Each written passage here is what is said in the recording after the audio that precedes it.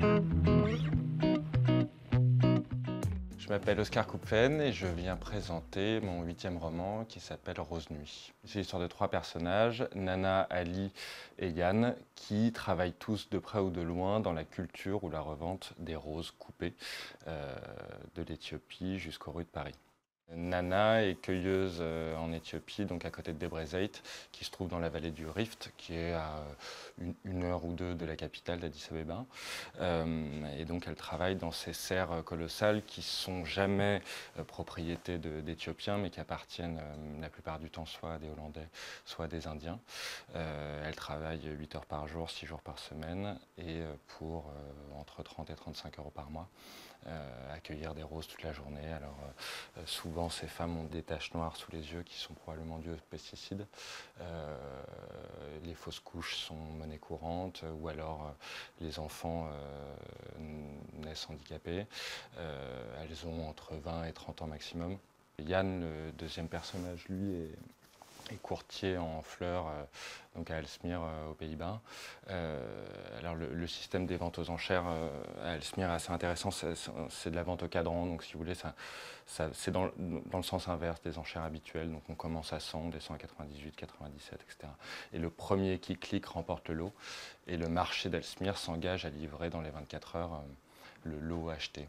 Le troisième personnage s'appelle Ali, il vient du Bangladesh, comme beaucoup des vendeurs de roses qu'on voit dans les rues de Paris. Et en fait, n'ayant pas ses papiers ou même un titre de séjour permanent, enfin une autorisation de rester sur le territoire, il fait dans le commerce de roses.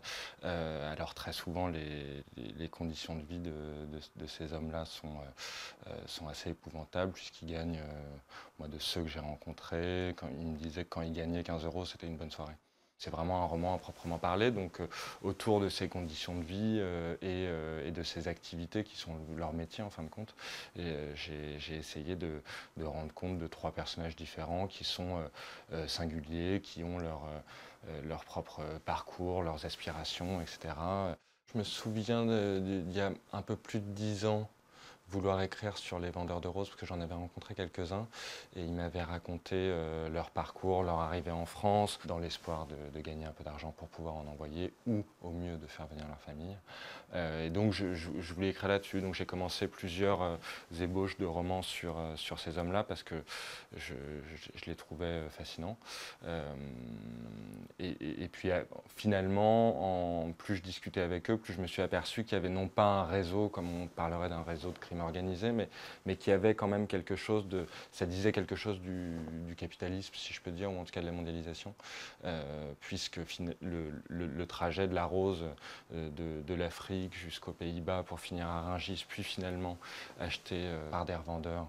Effectivement, je me suis aperçu qu'il y avait une espèce de route de la rose assez intéressante, et donc j'ai voulu essayer d'élargir pour dézoomer un petit peu le sujet et m'intéresser à ces autres destins.